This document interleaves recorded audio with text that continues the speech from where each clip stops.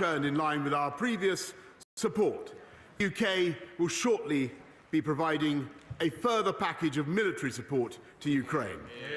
This will include lethal aid in the form of defensive weapons and non-lethal aid. Mr. Speaker, I'm sure the whole House will want to join me in congratulating Team GB's curling teams for winning gold and silver medals at the Winter Olympics. And Mr. Speaker, I know that members across the House will want to offer condolences to the family and friends of our former colleague, Sir Richard Shepherd, who sadly died earlier this week. He served as the MP for Aldridge Brownhills for 36 years. Mr. Speaker, this morning I had meetings with ministerial colleagues and others. In addition to my duties in this House, I shall have further such meetings later today. David Johnson. Thank you, Mr. Speaker. By 2027, Didcot in my constituency will be 42% larger than it was a decade earlier. Wantage and Grove will be 59% larger. There are thousands more houses going in Wallingford, Farringdon and all the villages I represent, and not a single new GP surgery.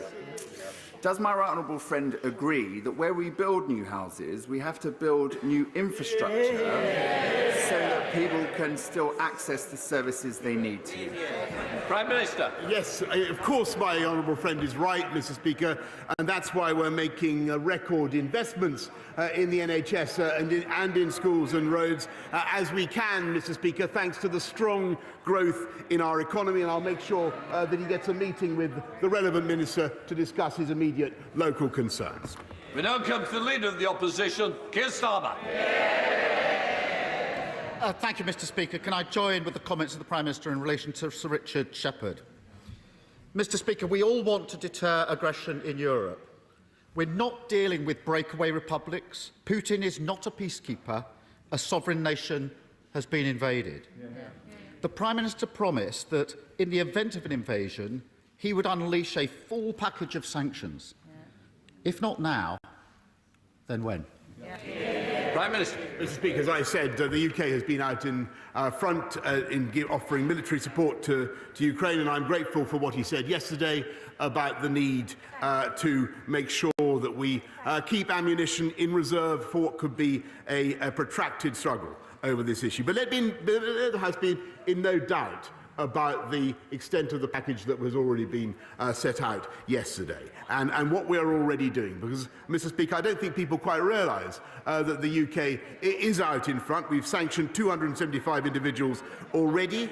Yesterday we announced measures that place banks worth £37 billion, worth £37 billion under sanctions in addition to more oligarchs. And, Mr. Speaker, there is more to come, and we will be stopping Russia.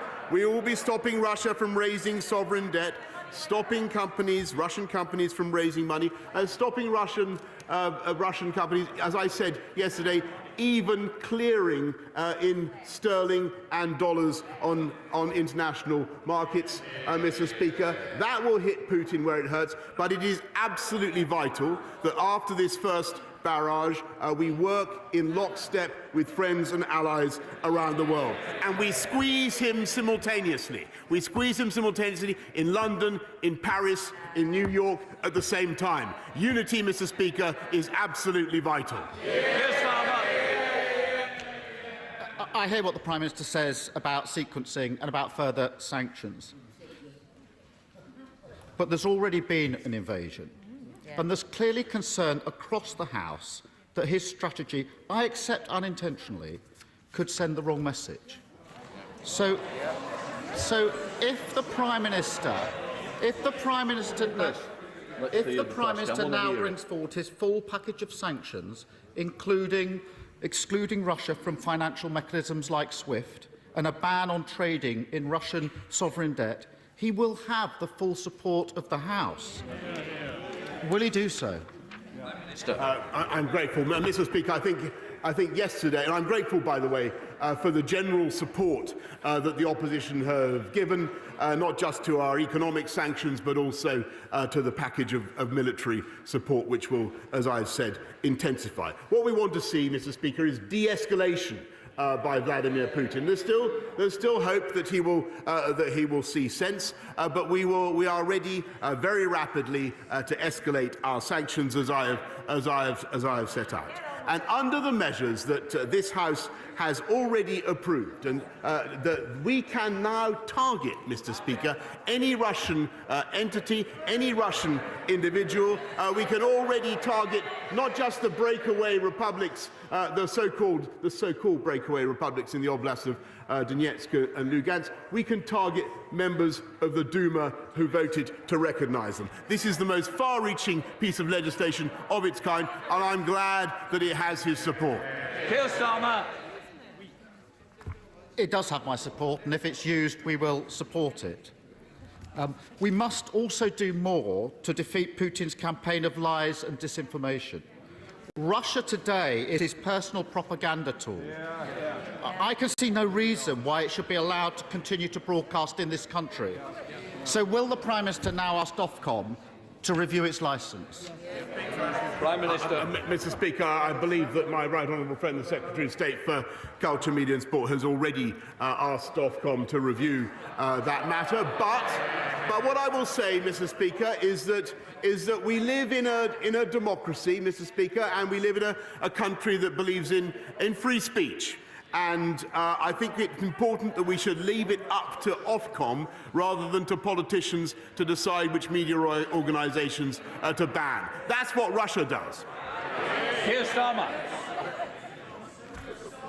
The request was for a review, and I'm very glad to hear that that review is now happening. Mr. Speaker, I'm not going to be deflected from the unity that this House needs just at the moment. At the weekend, the Prime Minister said that if Russia invades Ukraine, he will open up the Matryoshka dolls of Russian-owned companies and Russian-owned entities to find the ultimate beneficiaries within. Well, Russia has invaded, and it's time to act. If the Prime Minister brings forward the required legislation to do this, he will have Labour's support. So will he commit to do so in the coming days? Prime Minister. Mr. Speaker, we are as I said, bringing forward in the next wave of sanctions measures that will stop all Russian banks, all oligarchs, all Russian individuals raising money on London markets, and we are also accelerating, Mr. Speaker, the economic crime bill, which will enable us in the UK to peel back in the next session, Mr. Speaker, to peel back the facade of beneficial ownership of property in the UK and of companies. It's gone on for far too long. We are going to tackle it under this government, Mr. Speaker, but on all these measures, I think it is very, very important that the House remembers they are more effective when all financial centres move forward together. And that is what the UK has been organising. Keir Starmer. Mr. Speaker, I think I heard the Prime Minister say that the economic crime bill will be in the next session. I hope I misheard that. But I can assure him, if he brings it forward in this session in coming days, it will have our support. There's no reason to delay this. Let me also turn to the elections bill. As it stands, the bill would allow unfettered donations from overseas to be made to UK political parties from shell companies and individuals with no connections to the UK. Labour has proposed amendments that protect our democracy from the flood of foreign money drowning our politics. We can all now see how serious this is. So will the Prime Minister now change course and support these measures in the House of Lords? Mr. Speaker, we have very tough laws, tough rules in this country to stop foreign donations. We don't accept foreign donations. You have to be on the register of the UK electoral register to give to a UK political party. And before he starts chucking it around, Mr. Speaker, I just remind him the largest single corporate donation to the Labour Party came from a member of the Chinese Communist Party. Keir Starmer.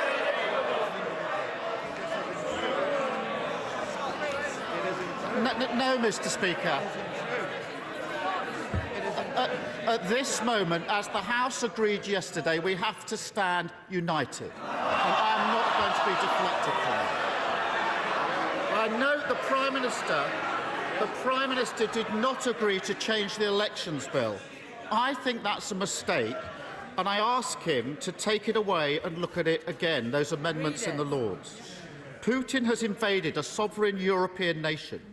He is attacked because he fears openness and democracy, and because he knows that, given a choice, people will not choose to live under erratic, violent rule. He seeks division. We must stay united. He hopes for inaction, so we must take a stand. He believes that we're too corrupted to do the right thing, so we must prove him wrong. And I believe that we can. So will the Prime Minister work across the House to ensure that this is the end of the era of oligarch impunity by saying that this House and this country will no longer be homes for their loot? Prime Minister. Mr. Speaker, I don't think any government could conceivably be doing more to root out corrupt Russian money, and that is what we are going to do. And I think we can be proud of what we've already done and of the measures that we have set up. And Mr. Speaker, I'm genuinely grateful for the tone of his last question and for the support he has given. And he is right that it is absolutely vital that we in the UK should stand united. And people around the world can see that the UK was the first to call out what President Putin was doing in Ukraine. We've been instrumental in bringing the world together, the Western world together in lockstep to deal with the problem, to bring together the economic package of sanctions that I have set out. And Mr. Speaker, there is still time for President Putin, as I've said, to de-escalate. But what is at stake, being absolutely no doubt, is not just the democracy of Ukraine, but the principle of democracy around the world. And that is why the unity of this House is so important today, and it is absolutely vital that the United Kingdom stands together against aggression in Ukraine. And I am grateful for the broad support that we've had today from the Leader of the Opposition. Please work. Thank you, Mr. Speaker. Following last week's Q&A at the Shepley Village Association, and after receiving a huge number of complaints from constituents, it is clear that speeding is a major problem, not just in Shepley, but across all parts of Dewsbury, Mirfield, Kirkburn and Denbydale. Rather than action being taken after people have been killed or seriously injured in collisions, would my right honourable friend agree with me that prevention is better than the cure, and that the Department for Transport Circular 2007 needs a long overdue review? Prime Minister. Yes, Mr. Speaker. Look, I thank him. I share his passion on this issue as a cyclist, and I do think that we need to crack down on speeding, which does play a role in excessive deaths on our roads. And the Department of Transport is updating the circular that he mentions on the use of speed and red light cameras. And I'd urge him to get in touch with my right honourable friend, the Secretary of State. Leader of the SNP, Ian Blackford. Thank you, Mr. Speaker. Yesterday, this side of the House made clear that the SNP stands united against the Russian invasion of Ukraine, and this needs to be included with tougher and stronger sanctions. But as the chair of the Foreign Affairs Select Committee rightly said, we shouldn't be waiting for Russia to attack others to clean up the corruption and Russian money which has been fuelling in the UK. Under the Tories, a sewer of dirty Russian money has been allowed to run through London for years. I went to the Prime Minister, the then Foreign Secretary, in 2017, and I raised the issue of limited partnerships, 113 of which have been used to move $20.8 billion out of Russian banks. Corruption on an industrial scale. Why did the Prime Minister do nothing back then? And why is he still doing nothing now? Prime Minister. Mr. Speaker, I'm grateful to him. I think that he was right to come to me then, and I've always enjoyed talking to him, as I've told him many times. I think he's right on the issue. We do need to stop corrupt Russian money in London and every other financial capital. That's why we've already taken the steps that we have taken, but we are going much further to uncloak the true owners of Russian companies and Russian properties in this country, and high time, Mr. Speaker. No country is doing more than the UK to tackle this issue. Ian Blackford. Mr. Speaker, that meeting was 5 years ago, and I offered to work with the Prime Minister 5 years ago, and nothing has happened. The truth is that Russian oligarchs who give the right people in power a golden handshake have been welcomed into London for years. Their activities weren't stopped, they were encouraged. And plenty of these golden handshakes just so happened to find their way into the coffers of the Conservative Party. Mr. Speaker, £2.3 million, in fact, since the Prime Minister took office. A leading American think tank has publicly raised concerns, and I quote, about the close ties between Russian money and the United Kingdom's ruling Conservative Party are a block to stronger sanctions. How can our allies trust this Prime Minister to clean up dirty Russian money in the UK when he won't even clean up his own political party? Will he finally commit to giving up the £2.3 million his party has raised in from Russian oligarchs? Prime Minister. Mr. Speaker, I just think it's very important for the House to understand we do not raise money from Russian oligarchs. People who give money to this. We raise money from people who are registered to vote on the UK Register of Interest, and that is how we do it, Mr. Speaker. And I think his indignation is, I'm afraid, a bit much, coming from somebody whose very own Alex Salmond is a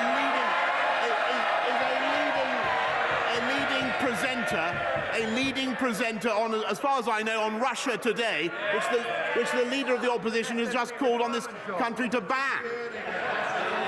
Sir Bill Wiggin. The River Wye, pollution, flooding, house building and the wider environment are all important to my right honourable friend. So will he meet me to discuss the future of the Environment Agency? Oh, Prime Minister. Well, I'm always happy to meet my honourable friend, and I congratulate him on his recent elevation. But, Mr. Speaker, I also must say that I think the Environment Agency faces many challenges and does an outstanding job of building flood defences. 314,000 homes are better protected than since 2015, and we continue to invest massively to help them. But I'm always happy to meet him. Caroline Lucas. Thank you, Mr. Speaker. Yesterday, when I asked the Prime Minister about Russian meddling in UK elections, he looked very shifty before claiming he wasn't aware of any. Yet, when he was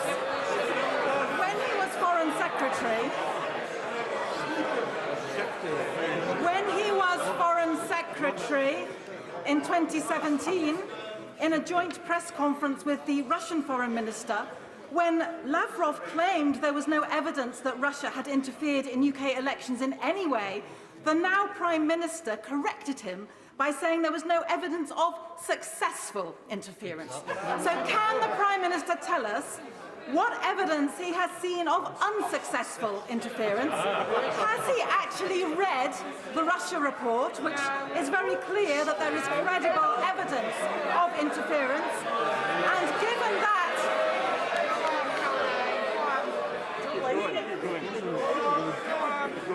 And given that, as his Defence Secretary said earlier this week, information is as powerful as any tank, can he explain why he's turning a blind eye to allegations of Russian disruption and playing fast? Order. I hope you're coming to the end of the question. I do need to...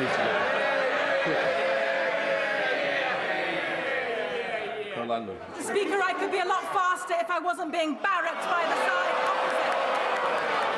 I think the challenge is that I do want to get the front benches moving quickly. We want to get speed into it, so I'm sure it's the end now. given that, as his Defence Secretary said earlier this week, that information is as powerful as any tank, can he explain why he is turning a blind eye to allegations of Russian disruption? Why is he playing fast and loose with our national security? Prime Minister. Mr. Speaker, I repeat what I told her ages ago, if I think I've got it right. I've seen absolutely no evidence of successful Russian interference in any of our any electoral event, Mr. Speaker. Gareth Bacon. Thank you, Mr. Speaker. I welcome the steps the government is taking to help hard-working families in Orpington this year with their energy bills, and the majority of people receive at least £350 of support. But can my right honourable friend confirm that even those not eligible for the council tax rebate will still receive additional support thanks to discretionary funding set aside for local authorities? Prime Minister. My honourable friend is absolutely right, and I can tell him that the people of Orpington and elsewhere will receive support if they don't qualify for the council tax rebate from the £144 million fund that he rightly mentions. Kerry McCarthy. Thank you, Mr. Speaker.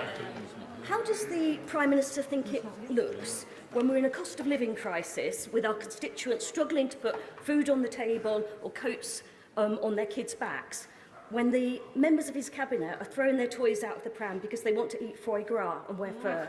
Prime Minister.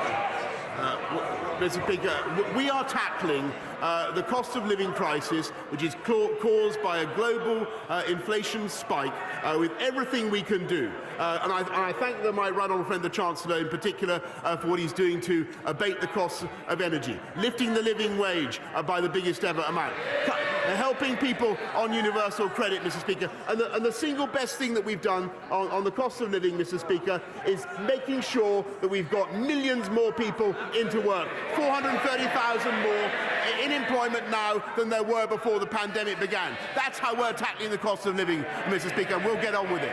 Second Batty. Thank you, Mr. Speaker. Last month I held a careers fair at the Woodlands campus of Solihull College. It trained apprentices for the automotive, construction and aviation industry. These apprentices are talented and hard-working, and this is why Flybe has chosen Birmingham Airport in my constituency as their national headquarters. Will the Prime Minister take up my invitation to visit Solihull College and meet these wonderful apprentices, and then also visit Birmingham Airport to see how the aviation industry is recovering from the pandemic? Mr. Speaker, I'm only too happy, thrilled to visit my honourable friend in Meriden at any time. Imran Hussain. Mr. Speaker, the member for Sherwood is currently under investigation for Islamophobia following accusations he told a fellow MP that her being a Muslim was making colleagues uncomfortable. How did the government punish this behaviour? With a promotion that puts the accused member in charge of the complaints procedure. And of course, Mr. Speaker, we all know that the Prime Minister himself is no stranger to derogatory remarks about Muslim women. So let me ask the Prime Minister. Order. This is not the appropriate place to be raising this. We now go to Nicky Aitken. Thank you, Mr. Speaker. I have just come from a meeting with the London Pedicabs Operators Association, Transport for London, Department of Transport, where sadly the honourable member for Christchurch confirmed that on Friday he will be objecting once again to my Pedicabs London bill, which means it will fall. Does my right honourable friend agree with me that it is time that we legislated for pedicabs to make sure that they are safe for women and girls to use, that we rid ourselves of the dodgy fares and that the noise that they create is... Will he work with me to legislate and regulate pedicabs once and for all? Mr. Speaker, when I was Mayor of London, I always yearned to be in a position to put this through Parliament, and now I am. I'm very grateful to her. We will make sure that we give parliamentary time to make this possible, and I think it will be a boon for cyclists. It will be a boon, Mr. Speaker, for taxi drivers, and it's high time we did it. Thank you, Mr. Speaker. We have a humanitarian crisis of food poverty in all the constituencies represented in this House. We've got more food banks than McDonald's, and people now face starving or freezing in their homes at this very moment because of the horrific cost of living crisis, but because of political choices that have been made by this government. In 2015, the government signed up to delivering the 2030 Sustainable Development Goals domestically, including ending hunger. Can the Prime Minister tell me who and what department is responsible for delivering this goal to end hunger domestically? And can he send me a copy of the plan to deliver it? Mr. Speaker, the whole of government is engaged in that campaign, and to that end, we expanded free school meals for 5 to 7-year-olds, which helps 1.3 million children. We boosted the Healthy Start vouchers by a third, Mr. Speaker, and of course there's a holiday food and activities programme that continues to run, the £200 million fund. But the best thing that we can do as a country, as a society, is keep going with our plan for economic growth, with higher wage, higher skilled jobs, putting bread on the table of families up and down this country. Thank you, Mr. Speaker. Speciality Steels is an important steelworks in Stocksbridge in my constituency. It produces high-quality steel and it's provided high-value jobs for generations. But sadly, following the collapse of Greensill Capital, the parent company, Liberty, has faced financial uncertainty for some time, threatening the business and thousands of jobs. So does my right honourable friend agree with me that the steel industry sits at the heart of our levelling up agenda? And will he commit to looking at all options to support the business through this period of uncertainty, as the government has done so effectively for Forgemasters and British Steel? Prime Minister. I thank her very much, and I thank her for everything she does to champion steel. And I think she's right. I think that it is of strategic importance for our country, and we've got to look at ways in which we can help the steel industry to have access to cheaper, low-carbon energy. And this government will do everything we can to ensure that that happens. But so far we've provided over £600 million since 2013 to help with the cost of energy, and we have. We've also put in a £350 million industrial energy transformation fund. But I want to stress to the House that that alone will not be enough as we transition to a low-carbon future. I think that hydrocarbons must also have their place. Thank you, Mr. Speaker. Unpaid family carers are treated appallingly by this government. I'm not talking about paid care staff in care homes, but people who provide care unpaid for family members. While food and energy costs skyrocket, carers' allowance is increasing in April by only £2 to a miserly £69 a week. But this insulting amount will now be more than swallowed up by paying the £2.50 cost of a single lateral flow test, so that carers can keep the person they care for safe. How can the Prime Minister justify this tax on caring? I thank her very much, and I think that the whole House understands the pressures on carers and the immense amount that they contribute to our society, and we are doing our best to support people throughout our country. We can't, I think the House also understands that we can't indefinitely support free universal free testing. What we are doing is uprating the carers' allowance, and of course carers are also entitled to the increases that we're putting through in universal credit. Jones. Thank you very much, Mr. Speaker. Can I follow up my right honourable friend's statement on Monday on removing the COVID restrictions? I welcome the further support for the immunosuppressed. Will he ensure the NHS reviews the system for identifying the most vulnerable, as I think some who are at risk are in danger of being missed? For example, those with blood cancers, and will he then ensure that the relevant testing and antiviral drugs will be readily available alongside boosters for the immunosuppressed, but also for their carers? Yes, he's making a very important point about the immunosuppressed and the need to identify them correctly. We currently think there are 1.3 million. Yes, of course, they will have access not only to testing but also to vaccines, to boosters, and priority access for new therapeutics and antivirals. Sam Terry. Thank you, Mr. Speaker.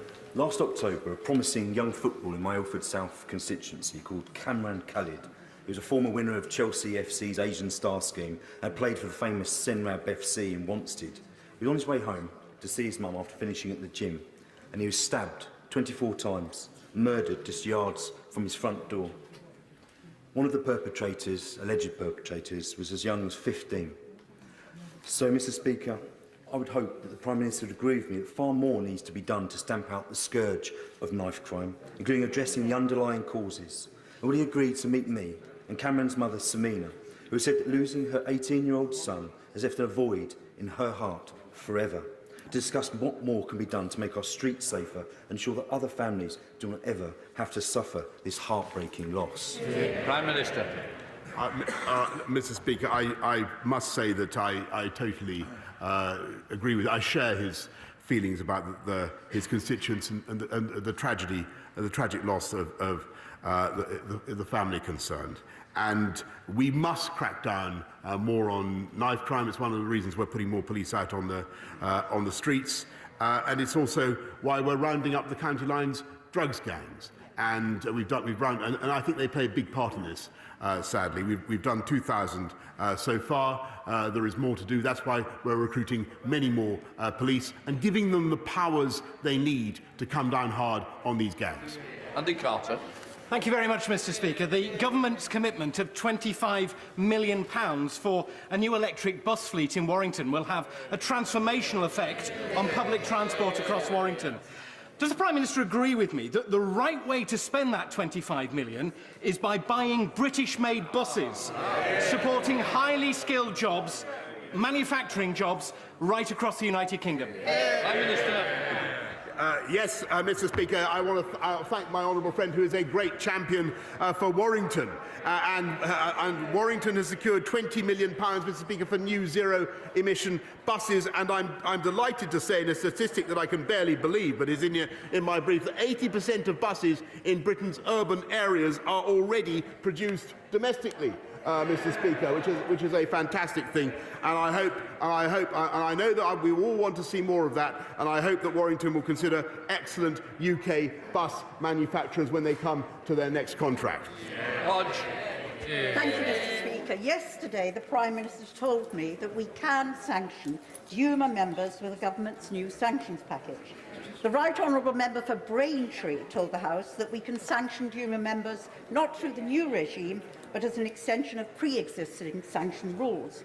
Yet this morning, the Foreign Secretary said that the legislation for sanctions against Duma members will take weeks to be made legally watertight. So, Prime Minister, who is right? How can we say we're standing strong against Russian aggression when our sanctions response is such a muddle and such a mess? Prime Minister. Mr. Speaker, I think the whole House will agree, or I hope the whole House will agree, that it's quite a thing to sanction parliamentarians, and that is what we're doing. That is what we're doing. And not only that, we're putting forward, just in the last couple of days, the biggest package of sanctions against Russia that this country has ever introduced, and we're coming forward with even more. And they will have an impact not just on Duma members, people who voted for the secession of the oblasts of Donetsk and Lugansk. They will have an impact on the entire Putin regime. And I'm glad that the Labour opposition, at least for now, supports them. Berryman. Thank you, Mr. Speaker. This is day 6 for thousands of households across East Sussex who have no power and no water. As we become more and more reliant on electricity, we must become more resilient. Can I ask the Prime Minister to ensure that the utility companies work together, that water companies have to have generators in place so that the water doesn't fail when the power does, and that local resilience forums are fit for purpose and communicate with their local community? We need more help on this, Prime Minister. Please help us. Prime Minister. I thank him very much for what he said about people in East Sussex, and I just want to say I know how tough it is for people who've been short of power for days on end.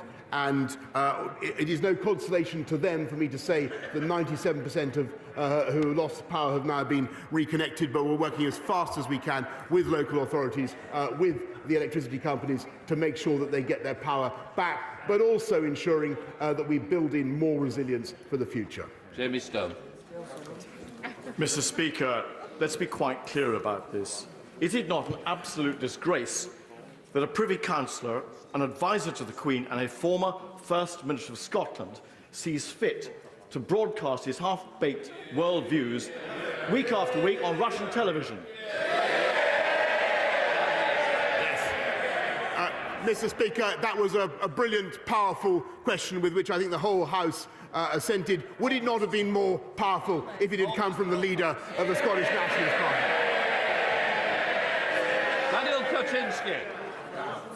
Thank you very much. Thank you very much, Mr. Speaker. The Prime Minister will have seen the devastation in Shrewsbury of the flooding of the River Severn. This is the third year in a row that Shrewsbury has faced these appalling floods. I chair the caucus of 44 Conservative MPs who have the River Severn, Britain's longest river, flowing through their constituencies. Will he help me and our caucus to do everything possible to find a long-term solution to managing Britain's longest river? And in the meantime, we have put forward 4 opportunities for flood defences in Shrewsbury to DEFRA. Would he please take an interest in these? Because Shrewsbury cannot afford a 4th year in a row of flooding. Prime Minister. I thank him very much for what he's said, and he's completely right in what he says about the Severn and the violence of flooding in the Severn, which I've seen for myself, in the Severn area, which I've seen for myself several times. There are still flood warnings in place along the Severn, Mr. Speaker. And all I can tell him is that we are working flat out to put the remediations in place to help people who have suffered from flooding, but also investing £5.2 billion in the flood defences of this country. David. The leader in this morning's Times is a scathing criticism of the government's limited sanctions against Russia. If the Prime Minister won't listen to members of this House, would he at least listen to the Times newspaper? Yeah. Prime Minister.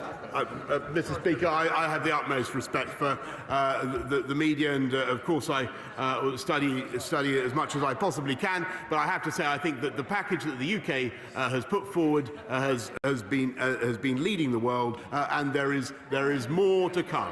And Mr. Speaker, I hear somebody on the opposite benches say that this is so far weak. It's not. It's strong, and it's going to be very strong.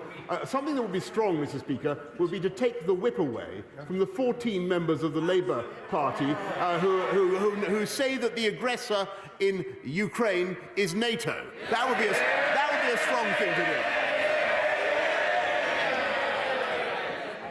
That's the end of Prime Minister's questions. Point of order, Bridget. As you just heard there.